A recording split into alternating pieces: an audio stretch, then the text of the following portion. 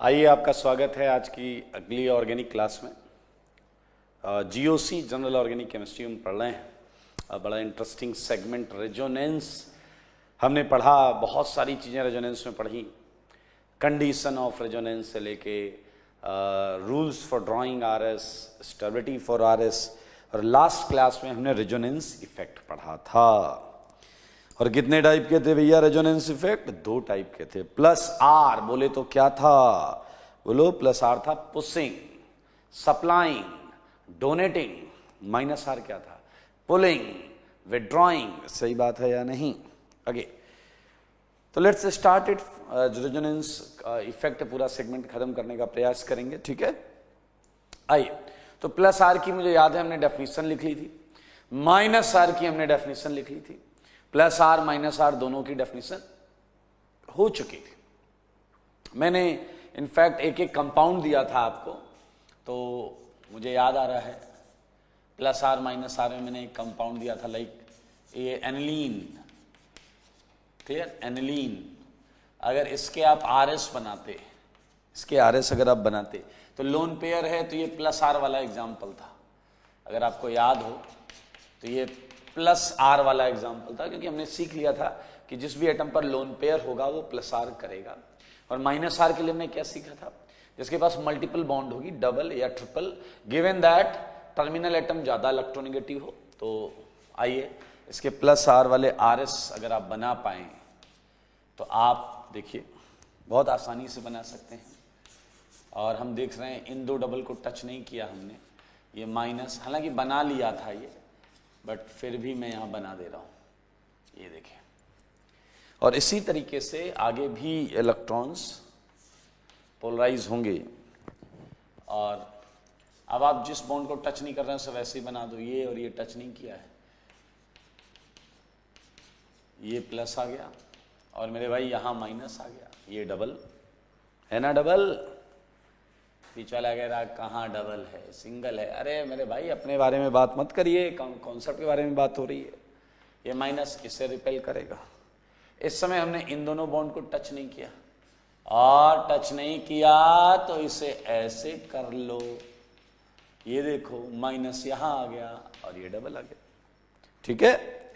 अभी एक केस और बाकी है, ये माइनस इससे रिपेल करेगा। तो इस समय आपने इन दोनों बॉन्ड को टच नहीं किया। आपको जैसा कि रेजोनेंस में आप सीख चुके हैं कि रेजोनेंस में ये तो रेजोनेटिंग स्ट्रक्चर्स हैं, और ये 5 रेजोनेटिंग स्ट्रक्चर्स हैं। और अगर मैं इसका हाइब्रिड बनाऊं तो आप देख सकते हैं NH2 यहां पर थोड़ा सा इस तरीके से, यहां पार्शियल माइनस, यहां पार्शियल माइनस, यहां पार्शियल माइनस, ठीक है? थोड़ा आप दिमाग अगर लगाएं तो नेट चार्ज तो इस पर 0 ही होगा, नेट चार्ज तो इस पर 0 ही होगा। So we can have like 3 of partial plus, net charge तो 0 ही होगा। तो मेरे भाई यहां हम देख सकते हैं, अगर हम इसे बेंजीन से कंपेयर करें तो हम ये देख पा रहे हैं कि यहां इलेक्ट्रॉन डेंसिटी बढ़ी हुई है, यहां इन पोजीशंस पर इलेक्ट्रॉन डेंसिटी बढ़ी हुई है। आइए, एक और एग्जांपल दिया था मैंने, यहां तक मुझे याद आ रहा है वो एग्जांपल कुछ भी ले लेते हैं, बेंजल्डिहाइड ले लेते हैं।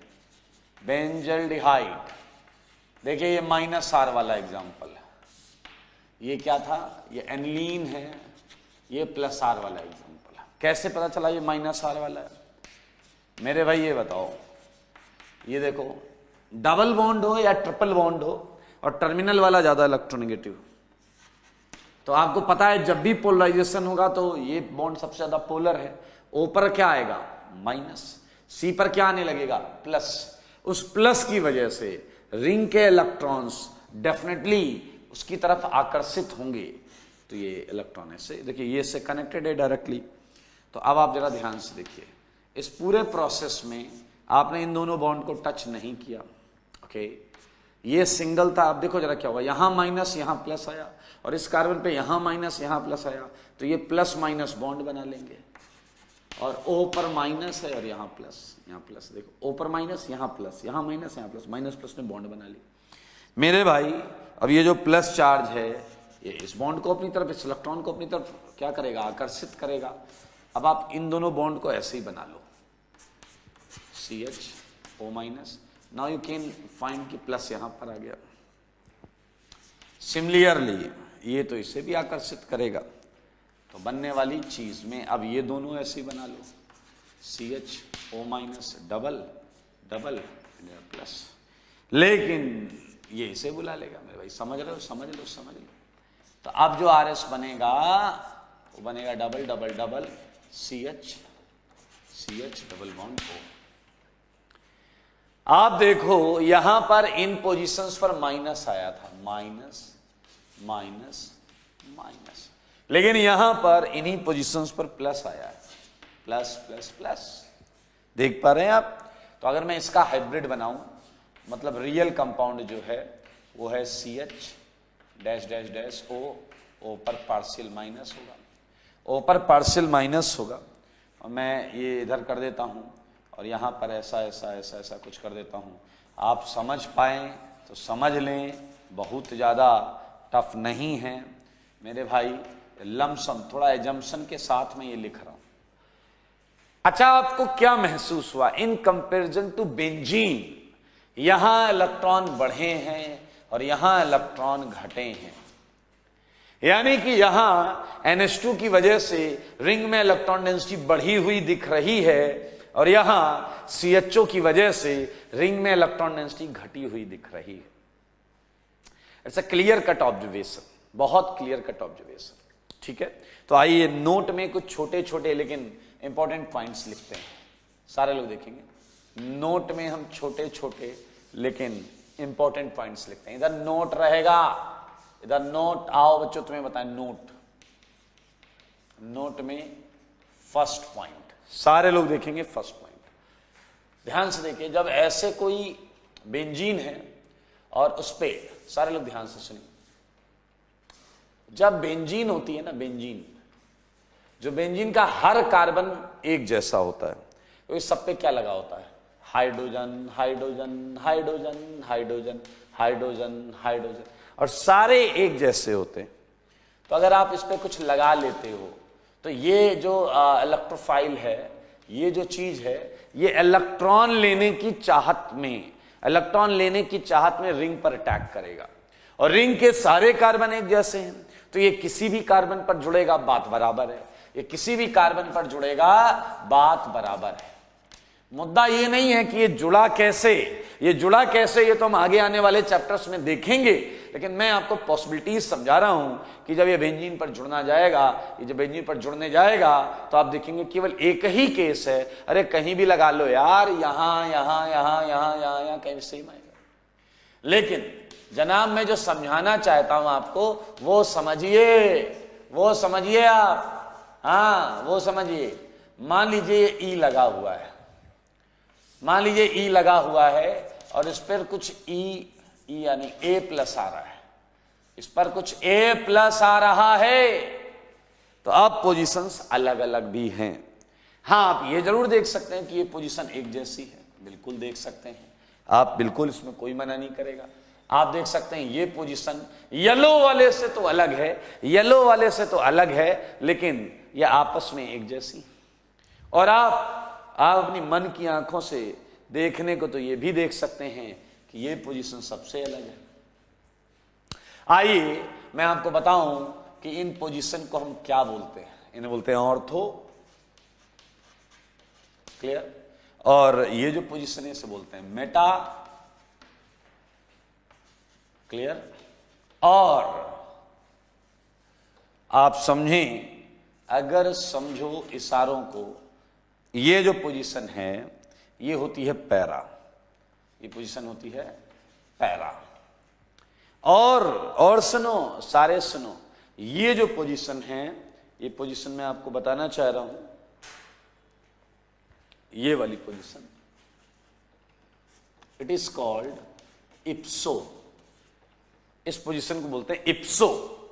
मेरे भाई, आर्थो, मेटा या पैरा, इन साइड्स का जो नाम है वो इसके रिस्पेक्ट में ही दिया गया है। जो चीज लगी है उसके जस्ट बगल वाले आर्थो होते हैं, उसके नेक्स्ट बगल वाले मेटा होते हैं, और सबसे दूर वाला पैरा होता है। सोचो, सारे सोचो, और ये बताओ सी पार्ट में, अगर अगर आपका कोई ग्रुप यहां लगा हुआ है, अगर कोई ग्रुप यहां लगा हुआ है, तो मुझे इस पोजीशन का नाम बताओ। नाम बताओ, नाम। इस पोजीशन का नाम चाहिए मुझे। कौन सी पोजीशन है? इप्सो लग रहा है क्या? इप्सो इधर ऊपर वाला तो इप्सो बताया था। अरे इप्सो नहीं है भाई। जो ग्रुप लगा है, जो चीज जुड़ी है, उसके रिस्पेक्ट में चलता है, उसकी जस्ट बाजू वाली पोजीशन, जस्ट बाजू वाली को हम आर्थो बोलते हैं। तो आपको इन दोनों को एक ही नाम देना होगा। पीछे वाला कह रहा इन पोजीशंस को क्या नाम दूं? आर्थो नाम दीजिए, आर्थो। और आर्थो के बाजू वाली पोजीशन को मेटा। ये मेटा है बेटा, ये मेटा है बेटा। Okay, it's Meta. और ये बची पोजीशन ये है पैरा। पैरा। इप्सो कहां है? Where is ipso man? This is ipso. Ipso ipso. तो मैं केवल पोजीशंस के नाम, साइड्स के नाम आपको बताना चाह रहा था। तो आपने देखा फर्स्ट पॉइंट में कि जब बेंजीन पर कुछ नहीं लगा होता तो कोई किसी पोजीशन का कोई नाम नहीं होता, because each position, each site is exactly identical. But when anything, any atom और ग्रुप इज सब्सटीट्यूटेड, उस पर लगा हुआ है, उस पर जुड़ा हुआ है, तो उसकी जहां वो लगा है वो इप्सो है, उसके जस्ट बाजू वाली ortho. Okay, now next point आइए, रेजोनेंस से रिलेटेड हम बात करेंगे। सेकेंड पॉइंट, ये प्लस आर है, ये लोन पेयर वाला है। तो बताओ प्लस आर इफेक्ट इलेक्ट्रॉन को क्या कर रहा है? बताइए, पुल कर रहा है या पुश कर रहा है? इलेक्ट्रॉन खींच रहा है या दे रहा है? रिंग के अंदर इलेक्ट्रॉन दे रहा है या रिंग से इलेक्ट्रॉन ले रहा है? मेरे ख्याल से अंधा आदमी भी टटोल कर बता देगा ये इलेक्ट्रॉन दे रहा है, ये इलेक्ट्रॉन सप्लाइंग है, ये इलेक्ट्रॉन डोनेटिंग है, ये इलेक्ट्रॉन पुशिंग है, कुछ भी कह सकते हैं आप। तो ये बात मैं यहां लिखूंगा आपके सामने, plus R effect is electron, ठीक है, डोनेटिंग, इलेक्ट्रॉन डोनेटिंग, या हम बोल सकते हैं इलेक्ट्रॉन पुशिंग, ठीक है। इफेक्ट, हाँ इफेक्ट है ये थर्ड वाला है। माइनस आर की बात करो, ये क्या शो कर रहा है? ये माइनस आर इफेक्ट, इसमें CHO शो कर रहा है और यहां NH2 प्लस आर कर रहा है। तो ये क्या करता है? ये विड्रॉइंग है, ये विड्रॉइंग है, बोले तो क्या है? पुलिंग है। ये इलेक्ट्रॉन डेंसिटी को बाहर की तरफ खींचता है। तो ये बात यहां हम डंके की चोट पर लिखेंगे, minus are effect is electron, क्या बोलते हैं? विड्रॉइंग, इलेक्ट्रॉन विड्रॉइंग, ठीक है, या हम बोल सकते हैं इलेक्ट्रॉन पुलिंग इफेक्ट। मेरे भाई कुछ चीजें जो मैं मानूंगा कि आपको पता है। रिजोनेंस पाई इलेक्ट्रॉन का फंडा होता है। तो कौन से इलेक्ट्रॉन की बात हो रही है जब मैं बोल रहा हूं ये दे रहा है या ले रहा है? Obviously we are talking about pi electron cloud, pi electron density. तो दो बेहद छोटे छोटे पॉइंट्स मैंने यहां पर लिखे हैं। मैं थोड़ा सा जगह बनाने के लिए ये सेगमेंट हटा रहा हूं। चल देखिए अभी आएगा, ठीक है। इसके आगे के पॉइंट्स लिखूंगा मैं। थर्ड पॉइंट हो गया है फोर्थ पॉइंट।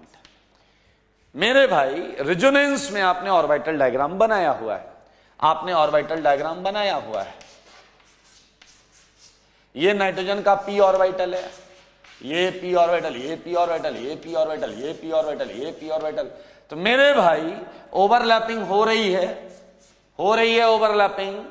तो ये इफेक्ट जहां तक भी पहुंचेगा रिड्यूस्ड नहीं पहुंचता है।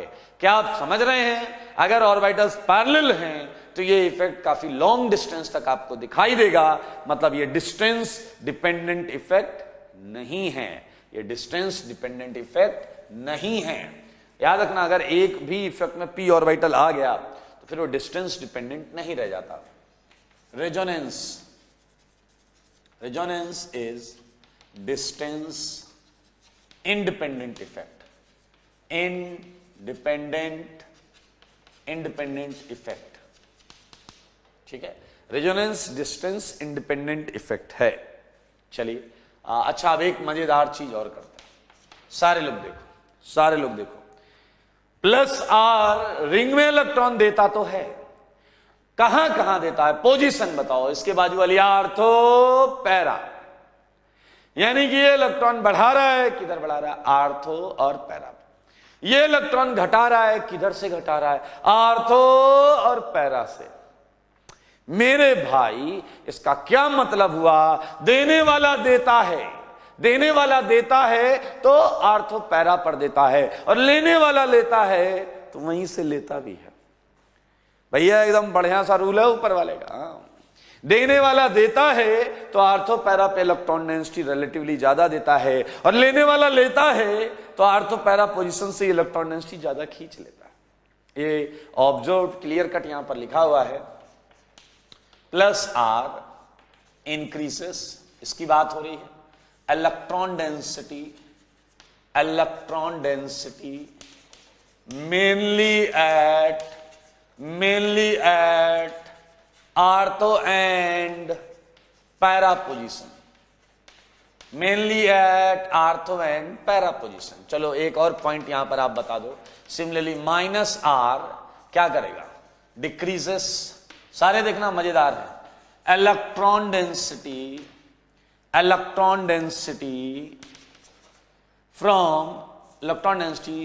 Mainly from ortho and para position,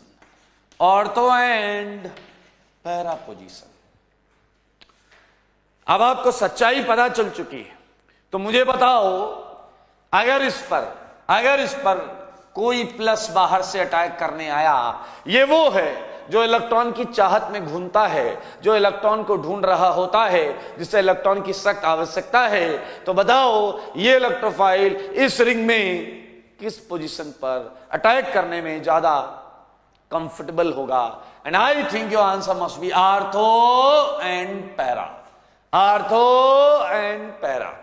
ठीक है, और इसे जो इलेक्ट्रॉन की चाहत रखता है उसे हम इलेक्ट्रोफाइल बोलते हैं। क्या बोलते हैं, इलेक्ट्रोफाइल। क्लियर? सो इस बात को यहां मेंशन करेंगे। Plus R increases electron density mainly at ortho and para, ये आपने बनाया रेजोनेटिंग स्ट्रक्चर से पता चला। एंड known as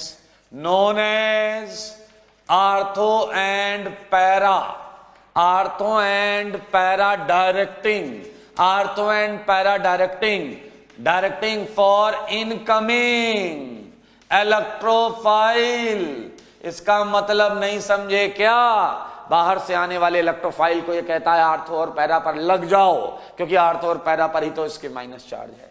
लेकिन इसकी समस्या को समझो, इसकी समस्या को भी तो कोई समझो। ये क्या कह रहा है, इसने तो आर्थो पैरा से इलेक्ट्रॉन खींच लिया है, और अगर आर्थो पैरा से इलेक्ट्रॉन खींच लिया है, और अब अगर मेरे भाई कोई इलेक्ट्रोफाइल आता है,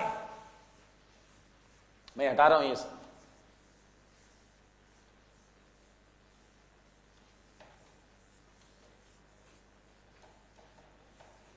देखेंगे सारे लोग, देखिए ये देखिए, ये वाला है, इस पे कोई इलेक्ट्रोफाइल आता है जिसे इलेक्ट्रॉन की चाहत है, इलेक्ट्रॉन लेना चाहता है, तो रिंग में कहां अटैक करेगा, ये बताइए, रिंग में कहां अटैक करेगा। ऑब्वियसली आर्थो और पैरा पर तो नहीं करेगा। और क्या आपके छोटे से दिमाग में ये पोजीशन दिख रही है या नहीं दिख रही, दिख रही है, बोल दो भाई, बोल दो, मौका अच्छा है, बोल दो।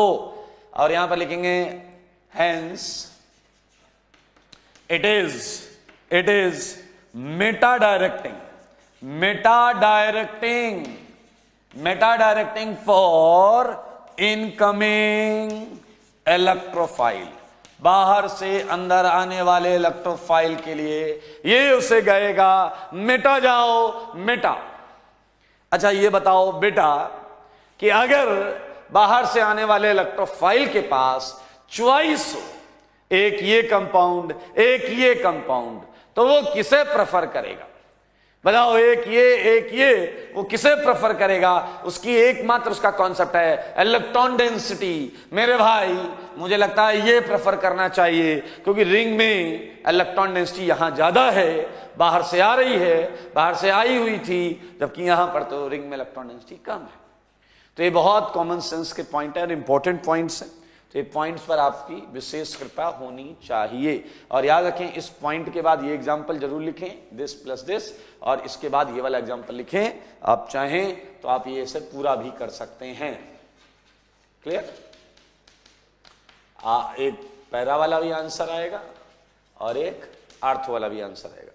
और अगर आप ये चाहते हैं तो इसका भी इसके जस्ट बाद ये वाला एग्जाम्पल लिखें, इसमें ये आंसर आएगा। क्यों आएगा? आप शायद सारी बातें आपके सामने खुली। जैसे इलेक्ट्रॉन चाहिए, यहां से तो इलेक्ट्रॉन इसने खींच लिए हैं, तो यहां पर जुड़ जाएगा। भैया समझ लो, बहुत आसान है ये। चलिए, तो प्लस आर माइनस आर, सारी कंडीशंस, कहानी हमें समझ में आ गई है। अब एक छोटा सा पॉइंट है, वो मैं आपके साथ क्लियर करना चाहता हूं। ठीक है? Okay, so what is that? आइए, मैं आईटी के लिए भी इंटरेस्टिंग है, आईटी भी बहुत बार इससे पूछ चुका है। ठीक है? वो है हेलोजेंस। हेलोजेंस जब वो बेंजीन या किसी कंजुगेटेड सिस्टम पे लगे होते हैं। ठीक है? We are now going to discuss about halobenzenes. और क्यों डिस्कस कर रहे हैं? जरूर कुछ नया होगा, जरूर कुछ बेहतरीन होगा। आइए, हम ये कैसे पता करते हैं?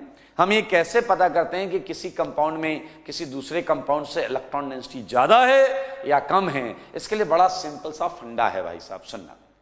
एक कंटेनर है हमारे पास, इस कंटेनर में मैंने बेंजीन को बंद कर दिया और फिनॉल को बंद कर दिया, या आज जो एग्जांपल लिया उसी को ले लेते हैं, NH2 को बंद कर दिया। NH2 को बंद कर दिया। तुमने अपना दिमाग लगाया, थ्योरी लगाई, वो सब तो ठीक है, लेकिन अगर आप इस चीज को वेरीफाई करना चाहते हैं तो क्यों ना बाहर से एक इलेक्ट्रोफाइल को बुलाओ और उस इलेक्ट्रोफाइल को बोलो, जाओ कर लो अपनी रिएक्शन। हाँ या ना? जाओ कर लो अपनी रिएक्शन। और आप शातिर हैं, आप ये देखेंगे कि E+ जिस पर पहले अटैक करेगा, मानो या ना मानो, उसके अंदर इलेक्ट्रॉन डेंसिटी ज्यादा होगी, क्योंकि E+ अनायास ही उस कंपाउंड की तरफ खिंचता चला जाएगा जिस कंपाउंड में इलेक्ट्रॉन डेंसिटी ज्यादा होगी। I think it's common sense. हाँ या ना? तो मेरे भाई, इलेक्ट्रोफाइल एज यूजुअल आपने जो सोचा था पहले, ये जाता है एनिलीन के पास। ये किसके पास जाता है? NH2 वाले के पास। जाना भी चाहिए, क्योंकि आपका फंडा जो था, थ्योरी थी, वो मैच कर रही थी। इसने क्या किया था? ध्यान से सुनना, सारे लोग सुनना। इसने क्या किया? इसने रिंग में इलेक्ट्रॉन दिए। कौन से इलेक्ट्रॉन दिए? Pi electron. किस इफेक्ट से दिए? प्लस आर इफेक्ट से दिए। किस इफेक्ट से दिए? प्लस आर से। देखो, एक एक चीज एकदम क्रिस्टल क्लियर तरीके से सोचो। अच्छा, इसने रिंग से इलेक्ट्रॉन लिए भी। कौन से इलेक्ट्रॉन लिए? Sigma electrons. अच्छा, किस इफेक्ट से लिए? -I इफेक्ट से। किस इफेक्ट से लिए? -I से। आपको पता है, कार्बन नाइट्रोजन में नाइट्रोजन ज्यादा इलेक्ट्रोनेगेटिव है, तो वो सिग्मा इलेक्ट्रॉन्स को -I से खींच लेगा। लेकिन आपका इलेक्ट्रोफाइल एनिलीन के पास जा रहा है, तो क्या ये कॉमन सेंस की बात है या नहीं? बताओ कि एनिलीन में जो +R है, उसने -I को डोमिनेट किया है। देखो, अगर +R ने डोमिनेट नहीं किया है तो इस रिंग में इलेक्ट्रॉन डेंसिटी कम हो जानी चाहिए थी। आप समझो, एक रास्ता है आने के, इलेक्ट्रॉन आ रहे हैं +R से, और एक है जाने का -I से। अब अगर चले गए ज्यादा तो फिर तो भाई साहब नेट इलेक्ट्रॉन डेंसिटी कम हो जाएगी। Net electron sigma plus pi सब मिला के नेट इलेक्ट्रॉन डेंसिटी कम हो जाएगी। लेकिन एक्सपेरिमेंट हमने कराया और हमने देखा इलेक्ट्रोफाइल एनिलीन के पास जाता है, एनिलीन के पास जाता है, और एनिलीन के पास जाने से यह बात प्रूफ हो गई +R > -I। हालांकि आप में से कई लोग ये कहोगे सर ये तो ऑब्वियस है, इसे प्रूफ क्यों किया? आप ही बोलते हो इंडक्टिव वीक इफेक्ट है एंड रेजोनेंस स्ट्रॉन्ग इफेक्ट है। तो भैया इंडक्टिव को तो वैसे भी हारना था। सुनो सुनो सुनो, एक्चुअली हम रिजल्ट्स एक्सप्लेन करते हैं, फिर से सुनना। दुनिया के हर कंपाउंड में एक जैसा रेजोनेंस नहीं होता, इसलिए चीजों को जनरलाइज करने से पहले हमें एक एक चीज को समझ में लेना चाहिए कायदे से। तो मेरे भाई यूजुअली जितने भी प्लस आर हैं उनमें आपको plus R greater than minus I दिखता है, लेकिन अब ये लेकिन को ही तो समझेंगे। आइए सारे लोग सुने, देखें, समझें और आनंद लें। आज 6th पॉइंट के बाद 7th पॉइंट का, ठीक है। यूजुअली प्लस आर इफेक्ट, ठीक है, dominates over minus I effect of, ध्यान से सुनना, ऑफ प्लस आर ग्रुप्स। सारे देखेंगे प्लस आर ग्रुप्स, ठीक है। जो प्लस आर ग्रुप्स हैं उनके ऊपर उनका प्लस आर इफेक्ट जो है वो डोमिनेट करता है, या ऑफ एनी ग्रुप लिख दे, ऑफ एनी ग्रुप, ठीक है। फॉर ध्यान से सुने, for rate of attack of electrophile किस पे जल्दी अटैक करेगा, for rate of attack of electrophile. बहुत क्लियर सुने, rate of attack of electrophile, ये किस पे जल्दी अटैक करेगा, उस केस में प्लस आर माइनस आई पे डोमिनेट करता है। एंड ध्यान से सुनना, and for site of attack, ध्यान से सुनेंगे, ये दो चीजें हैं, इन दो चीजों में डिफरेंस हमें समझना पड़ेगा। For rate of attack of electrophile एक, दूसरा है साइट ऑफ अटैक। अब दोनों पॉइंट को मैं क्लियर करता हूं। ये इलेक्ट्रोफाइल है अपना, ये इलेक्ट्रोफाइल है, ठीक है। इसके सामने अभी दो कंपाउंड है, तो पहला क्वेश्चन है कि ये इन दो में किस पर जाएगा। पहला क्वेश्चन है ये इन दो में किस पर अटैक करेगा, वो है rate of attack of electrophile, किस पर अटैक करेगा। और सेकंड है साइट ऑफ अटैक। तुमने पहले में तो ढूंढ लिया कि इस पर अटैक करेगा, इस पर अटैक करेगा, okay. Now the second is उसमें किस साइट पर अटैक करेगा, आर्थो, मेटा या पैरा।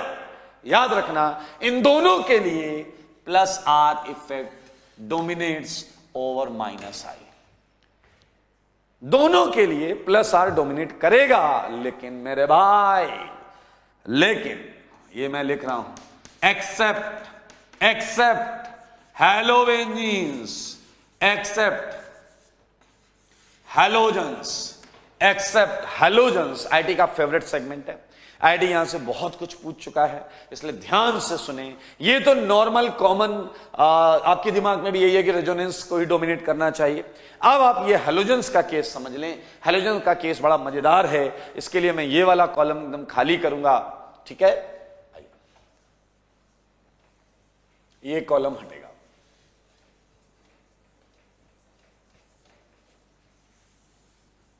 आइए ध्यान से सुनिए, एक्सेप्ट हैलोजन्स, क्या होता है हैलोजन के केस में, ये जानने के लिए देखते रहें बोर्ड पर। ये आया आपका पॉइंट नंबर 8, ध्यान से सुनिए मेरे भाई। हैलोजन्स के केस में एक विचित्र बिहेवियर देखने को मिलता है। ये बेंजीन, ये हेलो बेंजीन, सारे लोग बेंजीन को हेलो बोले तो हेलो बेंजीन बन जाएगा। एक्स लगा दिया, ये एक्स फ्लोरीन हो सकता है, एक्स क्लोरीन हो सकता है, एक्स ब्रोमीन हो सकता है, एक्स आयोडीन हो सकता है। ध्यान से सुनिएगा, हमने एक इलेक्ट्रोफाइल को बुलाया, उसे थोड़ा खिलाया पिलाया और फिर मैंने कहा ऑल द बेस्ट, जाओ और कर लो अपनी रिएक्शन, जाओ और कर लो अपनी रिएक्शन, लगाओ थोड़ी बुद्धि, सारे लोग अपनी बुद्धि लगाओ। हैलोजन में भी तो लोन पेयर होता है, हैलोजन में भी तो लोन पेयर होता है। देखते रहो। और लोन पेयर की वजह से ये क्या करेगा, वही वाली कहानी, ये pi electrons plus R effect से बढ़ाएगा, रिंग में देगा, ठीक है, जो हमें पता है। और ये क्या कर रहा है, बाहर ले रहा है, क्या ले रहा है बताइए, सिग्मा इलेक्ट्रॉन्स किस इफेक्ट से ले रहा है, माइनस आई से। किस इफेक्ट से ले रहा है, माइनस आई से। मेरे भाई हमें यह पता करना है कौन किसे डोमिनेट करेगा, उसके लिए इलेक्ट्रोफाइल को हमने झांसे में लेकर भेजा है। इलेक्ट्रोफाइल गया और मेरे भाई वो अंदर जब गया तो वो बेंजीन पर गया, वो बेंजीन के ऊपर अटैक कर रहा है। हमने इलेक्ट्रोफाइल को बुलाया, उसे बोला अबे होशो हवास में हो, किधर जा रहे हो? तो इलेक्ट्रोफाइल ने कहा देखो अगर आपको पता है कि मुझे किधर जाना है तो फिर एक्सपेरिमेंट क्यों करा रहे हो? उसकी बात में दम है, इसलिए हमने उससे कहा अच्छा जाओ and all the best again. वो फिर गया और वो फिर बेंजीन पर अटैक कर रहा है। ये एक्सपेरिमेंटल ऑब्जर्वेशन है, इस ऑब्जर्वेशन से कंक्लूड करो, क्या ये प्रूफ नहीं होता कि बेंजीन में ज्यादा इलेक्ट्रॉन्स हैं? It's a common sense. अगर ज्यादा अब ये नहीं कहना कि सर हैलोजन थोड़ी शैतानी कर रहा हो, अरे शैतानी तुम करते होगे, ये रीजेंट्स नहीं करते, इसे इलेक्ट्रॉन चाहिए, जहां ज्यादा इलेक्ट्रॉन्स होंगे वो चाहे या ना चाहे ये उधर खींचा हुआ चला जाएगा। तो ये क्लियर प्रूफ हो रहा है 8th पॉइंट में मैं यहां लिख रहा हूं,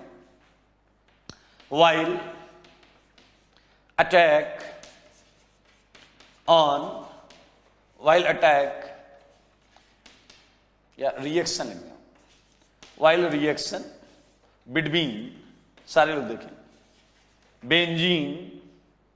बिटवीन बेंजीन एंड हैलोबेंजीन,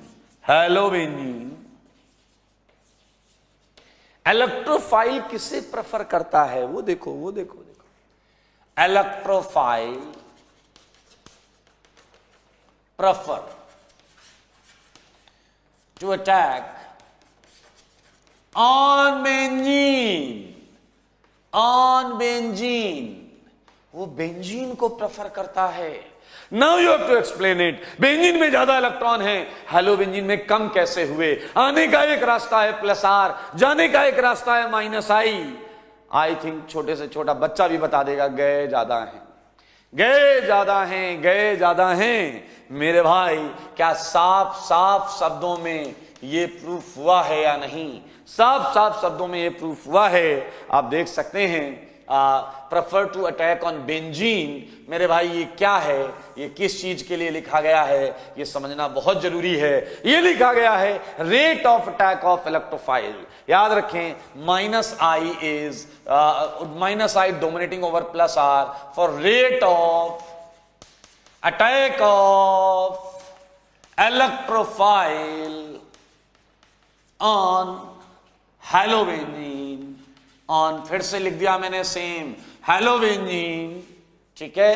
तो ये देख ली, जब भी आप हैलोबेंजीन, कोई जरूरी नहीं हैलोजन बेंजीन पे लगाओ, हैलोजन किसी भी कंजुगेटेड सिस्टम पर लगा हो, सेम ऑब्जर्वेशन आता है। ओके, सो लाइक मैं थोड़ा सा लिख भी देता हूं, ये बेंजीन, ये हैलोबेंजीन, ठीक है, and we just attack one electrophile, ठीक है। सो ये जाकर किस पर लगा? ये जाकर लगा बेंजीन पर। देखो मगर बोर्ड पर, ये जाकर किस पर लगा? ये जाकर लगा बेंजीन पर। मेरे भाई समझें, दिस प्लस दिस, और हमने इलेक्ट्रोफाइल डाला। याद रखना this is all about selection between two compound, selection between two compound. थोड़ा सा इसे नीचे करके बनाते हैं, आओ इसे थोड़ा और नीचे करके बनाते हैं। ये है कंपाउंड, ये है हैलोजन। क्या यहां पर आप ये समझ गए हैं कि इलेक्ट्रॉन माइनस आई ने ज्यादा खींच लिए रादर देन जो दिए गए हैं? यानी कि यहां तुमने क्या देखा है? Net electron density. सारे सुनो, यहां तुमने देखा, अब यही देखना भी चाहिए। 2-3 कंपाउंड्स हैं and you have to select any one for higher rate of reaction, तो आपको नेट इलेक्ट्रॉन देखने हैं, क्योंकि नेट इलेक्ट्रॉन आपके इलेक्ट्रोफाइल को आकर्षित करेंगे। This is all about. लेकिन एक बड़ा ट्विस्ट पॉइंट है यहां पर। आपका दिमाग ये मान चुका है कि हैलोबेंजीन में जो हैलोजन होता है वो रिंग से इलेक्ट्रॉन खींच रहा होता है। वो रिंग से इलेक्ट्रॉन खींच रहा होता है। मेरे भाई इसे बहुत क्लियर रखो, वो रिंग से सिग्मा इलेक्ट्रॉन खींच रहा होता है, समझने वाली बात। वो रिंग से सिग्मा इलेक्ट्रॉन खींच रहा होता है, लेकिन रिंग में वो पाई इलेक्ट्रॉन दे रहा होता है। वो अलग बात है कि वो सिग्मा ज्यादा खींच लेता है, लेकिन पाई रिंग में अभी भी दे रहा है। इसका फर्क पड़ेगा, क्योंकि पहला पॉइंट तो आप समझ गए, अब आपको समझना है site of attack. Site of attack, सारे लोग देखो, सारे लोग देखो और मुझे बता देना, सारे लोग देखो और मुझे बता देना। ये हेलोबेंजीन है, ये हेलोबेंजीन है, और इस पर ये आया इलेक्ट्रोफाइल। मुझे बताओ, इसे लालच देकर बुलाने के लिए तो नेट इलेक्ट्रॉन डेंसिटी देखनी थी, इसे लालच देके बुलाने के लिए तो नेट इलेक्ट्रॉन डेंसिटी देखनी थी। लेकिन ये बताओ कि ये आकर किस इलेक्ट्रॉन से रिएक्शन करेगा, सिग्मा से या पाई से? ये जवाब आपको देना है। ये आकर किससे रिएक्शन करेगा, सिग्मा से या पाई से? ये आप बता दो। कौन से इलेक्ट्रॉन इजीली अवेलेबल होते हैं, पाई इलेक्ट्रॉन्स या सिग्मा इलेक्ट्रॉन्स? कौन सी बॉन्ड वीक होती है, पाई बॉन्ड या sigma bond? It's a pi bond obviously, it's a pi electrons obviously which would be easily available. तो इलेक्ट्रोफाइल अटैक तो करेगा पाई इलेक्ट्रॉन्स पर, और पाई इलेक्ट्रॉन्स रिंग से बाहर नहीं जा रहे हैं, वो रिंग में आ रहे हैं। किस इफेक्ट से आ रहे हैं मेरे भाई? प्लस आर से आ रहे हैं, प्लस आर से आ रहे हैं। तो सोचो सोचो, ध्यान से सोचो, इस पर जो लोन पेयर है वो पाई इलेक्ट्रॉन डेंसिटी को तो इस तरीके से पोलराइज कर रहा है। क्या आपके दिमाग में कुछ आया क्या? इसके लिए मेरे भाई सुनो सुनो, सारे सुनो। एक्स जो ई है वो आर्थो और पैरा पर ही लगेगा। सारे लोग ध्यान से सुन लें, ये आपको मैंने बता दिया। यानी कि for site of attack, for site of attack क्या आप देख पाए हैं? Plus R dominates over minus I, क्योंकि प्लस आर माइनस आई के ऊपर क्यों डोमिनेट कर रहा है? क्योंकि अब आप साइड सेलेक्ट कर रहे हैं, और ये केवल पाई इलेक्ट्रॉन से, ये केवल पाई इलेक्ट्रॉन से रिएक्शन करेगा। That's why this is very obvious. So what we are going to conclude that अगर हम rate of attack of electrophile halobenzene में देख रहे हैं तो माइनस आई डोमिनेट करता है रेजोनेंस इफेक्ट के ऊपर, और अगर हम site of attack of electrophile देख रहे हैं ऑन हेलोबेंजीन तो ऑब्वियसली इसका प्लस आर डोमिनेट करता है, क्योंकि हम पाई इलेक्ट्रॉन्स को टारगेट करते हैं at the time of reaction. Okay, so मैं मानता हूं कि ये कई लोगों को समझ में आ गया, लेकिन मैं मानता हूं there is a certain category of students और पीपल ऑफ पर्सन जो छोटे मोटे लोग नहीं हैं, बहुत बड़े वाले हैं। तो उनके लिए मैं बताता हूं एक छोटा सा एग्जाम्पल। मान लेते हैं आप लोग 11वीं में हैं, 12वीं में हैं, या रिपीटर जो भी है, जिस भी एज वर्ग के हैं, आज से 10 साल बाद, मान लेते हैं 12 साल बाद आपका ब्याह होने वाला है। शर्माने लगे भाई, पीछे वाले बच्चे शर्मा रहे हैं। अरे ऑर्गेनिक सीखनी है, शर्माने की आवश्यकता नहीं। अब भाई साहब 12 साल बाद आपका ब्याह हो रहा है। एक दो बच्चे तो नाराज हो रहे, करे इतनी टाइम बाद, अरे एग्जाम्पल समझो ऑर्गेनिक का है, ठीक है। 12 साल बाद आपका ब्याह हो रहा है। आपको दो फाइल्स दी गई कि भैया देखो ये बायोडेटा है, इसे पढ़ लो, इसे समझ लो, हाँ ना बोलना है बोल दो।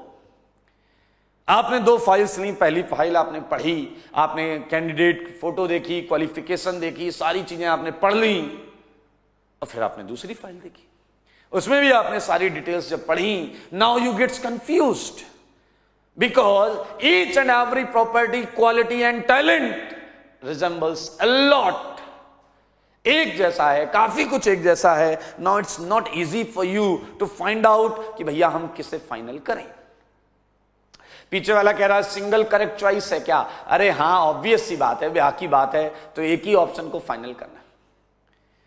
आप बड़े परेशान हैं कि किसे फाइनल किया जाए। अचानक आपने क्या किया, पहली फाइल के लास्ट वाले पेज पर आपने देखा कि जो कैंडिडेट है उसके जो पिताजी हैं उनकी एसेट है 50 करोड़ रुपए की।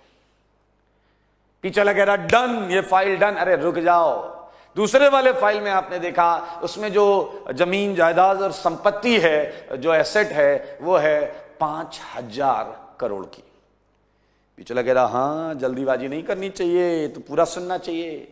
तो सच बताना, देखो कोई ज्यादा डिप्लोमेटिक आंसर मत देना, मैं ऑर्गेनिक सिखा रहा हूं, मैं आपका ब्याह नहीं करा रहा। मुझे बता दो कौन सा प्रपोजल आप फाइनल करोगे? बोलो बोलो बोलो। हाँ 50 वाला, 5000 वाला? ऑब्वियसली 5000 करोड़ वाला। देखिए ये कहते हैं ह्यूमन टेंडेंसी। मैंने ये नहीं कहा कि आपको इसमें से 1 रुपया भी मिलेगा, लेकिन आपने जब आपको कैंडिडेट, जब आपको एक प्रोजेक्ट आउट ऑफ टू जब आपको एक फाइनल करना था, तो आपने नेट इलेक्ट्रॉन डेंसिटी देखी। नेट इलेक्ट्रॉन डेंसिटी में जो कैंडिडेट है वो है पाई इलेक्ट्रॉन डेंसिटी, उसके फादर की एसेट है सिग्मा इलेक्ट्रॉन डेंसिटी। नेट देखकर आपने एक पर्टिकुलर सेगमेंट को, एक चीज को ओके बोल दिया। अब जब आपने एक सेगमेंट को ओके बोल दिया, तो भाई साहब शादी वाले दिन मंडप में किसके साथ बैठोगे? कैंडिडेट के साथ, हाँ, या उसके बापू के साथ? बताइए बताइए, सिग्मा के साथ या पाई के साथ? सिंपल फंडा है लाइफ का, सिंपल फंडा। पीछे वाला कह रहा है व्हाट मैटर्स इज, अरे obvious, simple, general, common sense का आंसर है ऑब्वियसली इलेक्ट्रोफाइल को पाई इलेक्ट्रॉन डेंसिटी चाहिए। मानते हैं या नहीं? तो मेरे भाई इट्स क्लियर कट एग्जाम्पल।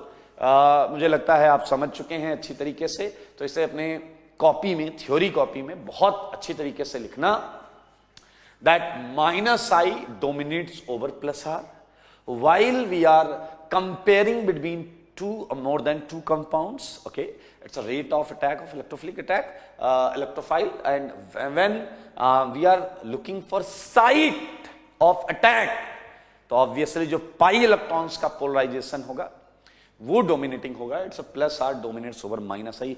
महा इंपॉर्टेंट कॉन्सेप्ट है, महा इंपॉर्टेंट कॉन्सेप्ट है मेरे भाई। अगर इसे भूल गए तो कुछ मार्क्स भूलने पड़ेंगे आपको। मोस्ट इंपॉर्टेंट है भाई साहब, मोस्ट इंपॉर्टेंट।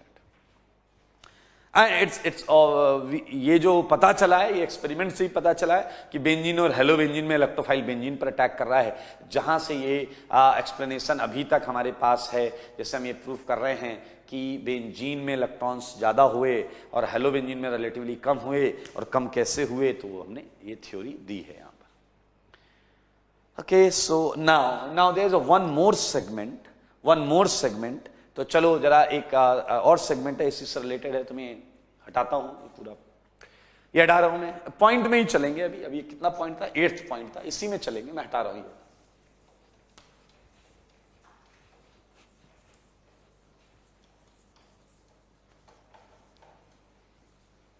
आइए 8th पॉइंट है, 9th पॉइंट पे आ गया हम। ठीक है मेरे भाई, एक ऐसा टर्म होता है एक्टिवेटिंग कंपाउंड। ऐसे टर्म्स आएंगे डीएक्टिवेटिंग कंपाउंड्स, तो मैं वो बता देता हूं क्या है। एक्टिवेटिंग कंपाउंड्स मेरे भाई, activating compound is very easy. अगर कोई कंपाउंड है जिसपे इलेक्ट्रोफाइल जल्दी अटैक कर रहा है विद रिस्पेक्ट टू बेंजीन, मतलब बेंजीन ले लो, साथ में एक कंपाउंड और ले लो, इलेक्ट्रोफाइल छोड़ दो। अगर इलेक्ट्रोफाइल बेंजीन पे नहीं जाता है, दूसरे कंपाउंड पर जाता है, तो वो कंपाउंड वो हो गया एक्टिवेटिंग। लेकिन अगर इलेक्ट्रोफाइल बेंजीन पर चला गया, तो ये वाला कंपाउंड हो गया डीएक्टिवेटिंग। आसान है ना? ओके, सो एक्टिवेटिंग कंपाउंड में हम क्या लिखेंगे?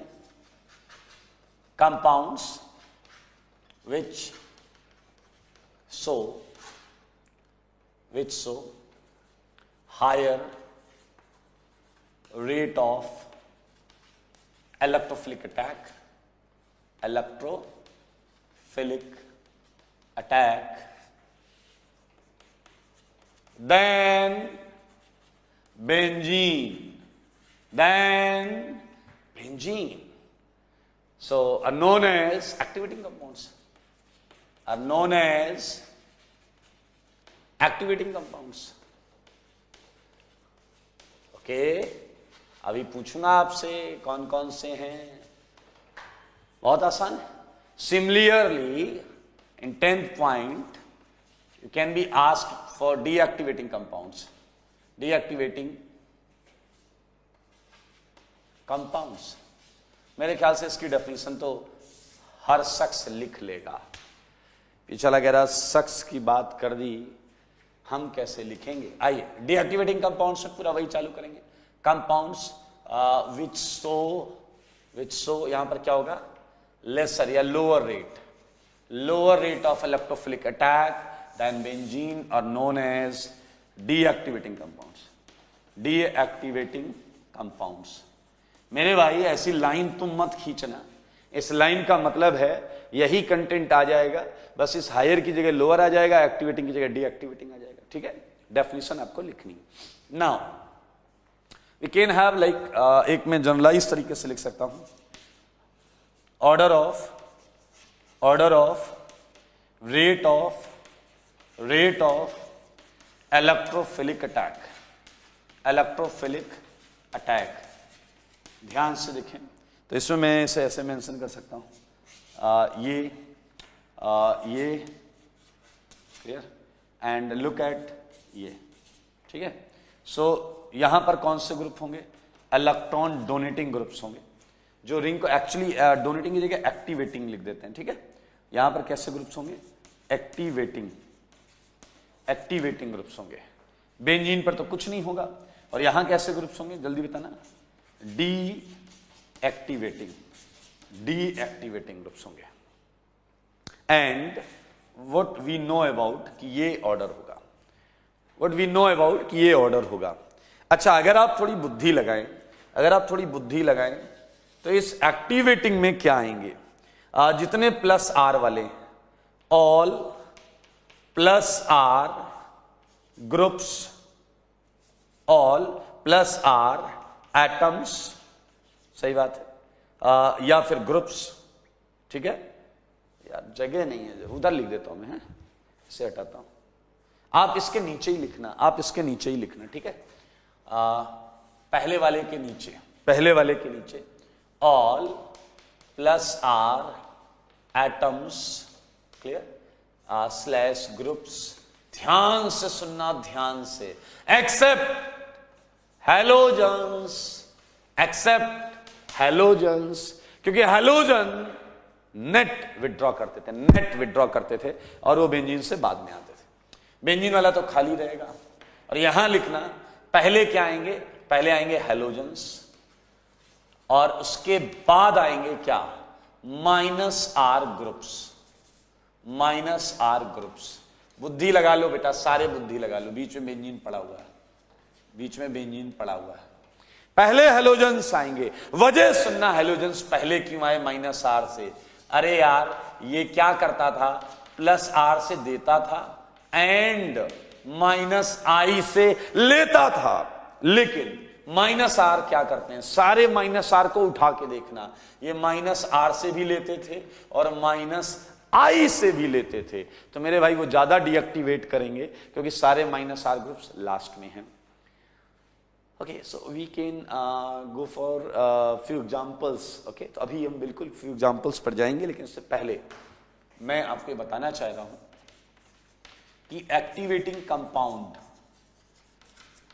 में आप कई सारे नाम या टर्मिनोलॉजी सुन सकते हैं, तो वो देख लें एक बार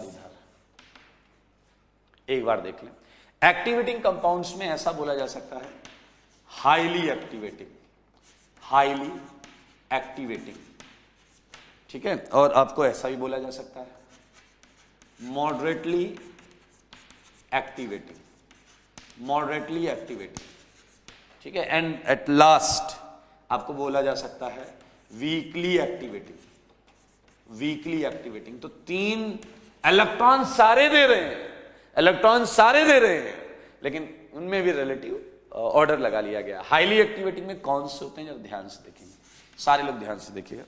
हाईली एक्टिवेटिंग में वो होते हैं जो रिंग से सीधा रेजोनेंस करते हैं, कंजुगेटेड सिस्टम से सीधा रेजोनेंस करते हैं। O माइनस, NH माइनस, ठीक है, NH2, NHR, सारे लोग ध्यान से सुनना, NR2, OH, OR, ETC।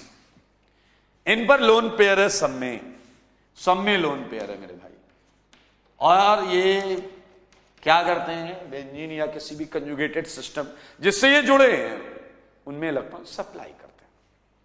अब मॉडरेटली एक्टिवेटिंग क्या होते हैं, मॉडरेटली एक्टिवेटिंग क्या होते हैं, ये अपनी इलेक्ट्रॉन डेंसिटी का एक छोटा हिस्सा ही रिंग में भेजते हैं।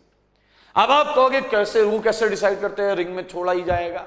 मेरे भाई, क्योंकि बाहर वाले सेगमेंट में एक और ऐसा कंजुगेटेड चीज डाल देते हैं कि वो एट ए टाइम उससे भी रेजोनेंस करता है और बेंजीन से फिर उसका जो एक्सटेंट ऑफ डिस्पर्जन या शेयरिंग ऑफ इलेक्ट्रॉन होता है वो कम हो जाता है। लाइक ध्यान से देखो सारे, NH2, ये सारे सुनना NH2।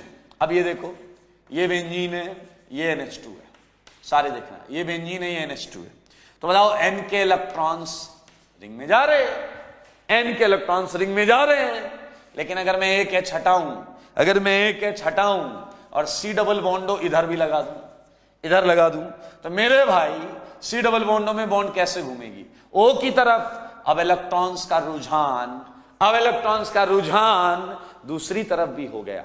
तो मेरे भाई N द्वारा पहले रिंग में गई हुई इलेक्ट्रॉन डेंसिटी कुछ कम हो जाएगी, जाएगी रिंग में, अभी भी जाएगी, इस केस में भी जाएगी, बट ये इलेक्ट्रॉन डेंसिटी डेफिनेटली उतनी नहीं होगी जितनी पहले वाली थी। तो मेरे भाई आप देखें, मॉडरेटली को पहचानने का यही तरीका है कि उसमें जो आपका एटम है, जो इलेक्ट्रॉन लेकर आया है, वो पहले से ही किसी से रेजोनेंस कर रहा होगा। सिमिलरली आप OCO-CH3 को भी उसी नजरिए से देख सकते हैं और समझ सकते हैं। Lone pair of these atoms, यहां देखिए, ये जा रहे होंगे कंजुगेटेड सिस्टम में, लेकिन इधर जहां जिससे जुड़े हैं उसमें जा रहे होंगे, लेकिन ये ऑलरेडी इधर इन्वॉल्व हैं, ऑलरेडी इंगेज्ड हैं। Okay, now weekly activating. Weekly activating वो होते हैं जो बेचारे रेजोनेंस नहीं कर पाते लेकिन इलेक्ट्रॉन देते हैं। अब रेजोनेंस नहीं कर पाते और इलेक्ट्रॉन देते हैं, तो बाकी बचे हुए दो इफेक्ट के ऊपर बात चलेगी, एक हाइपर कंजुगेशन और एक क्या, इंडक्टिव। आओ बच्चों तुम्हें बताएं, इसमें आपका टर्सरी ब्यूटाइल हो सकता है, एल्काइल ग्रुप्स होते हैं बेसिकली, क्लियर। आपका आइसोप्रोपाइल ग्रुप होगा, हटा देता हूं दिखेगा नहीं, आइसोप्रोपाइल ग्रुप होगा, इथाइल ग्रुप होगा, CH2 CH3, आपका मिथाइल ग्रुप होगा, ETC। Alkyl groups, alkyl groups ये एक्टिवेटिंग कंपाउंड सेगमेंट में जाएंगे। मैं ये हटा देता हूं इधर वाला, हाँ यही तो है ना।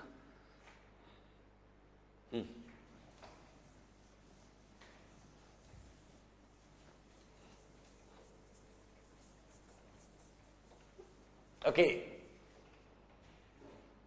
नाउ जैसे कि एक्टिवेटिंग कंपाउंड को 3 कैटेगरी में बांटा है, ऐसे हम डीएक्टिवेटिंग को भी 3 कैटेगरी में कर सकते हैं। डीएक्टिवेटिंग कंपाउंड, ठीक है। आई डीएक्टिवेटिंग कंपाउंड को देखें। ओके, जैसे हाईली एक्टिवेटिंग था, ये होगा हाईली डीएक्टिवेटिंग। कैसे भी लिख लो कोई फर्क नहीं पड़ता, हाईली डीएक्टिवेटिंग। ये क्या है आपका, moderately deactivating, moderately deactivating. Okay, and ये क्या है, ये है वीकली डीएक्टिवेटिंग, ये है वीकली डीएक्टिवेटिंग, ठीक है। इधर कनेक्ट करने के लिए ऐसा करते हैं, इधर हाईली कर देते हैं, इधर कर देते हैं, कोई लॉजिक नहीं है इसमें कि इधर क्यों लिखा, हाईली डीएक्टिवेटिंग, ठीक है। और ये हो गया आपका वीकली डीएक्टिवेटिंग, वीकली डीएक्टिवेटिंग, ठीक है। आओ देखते हैं,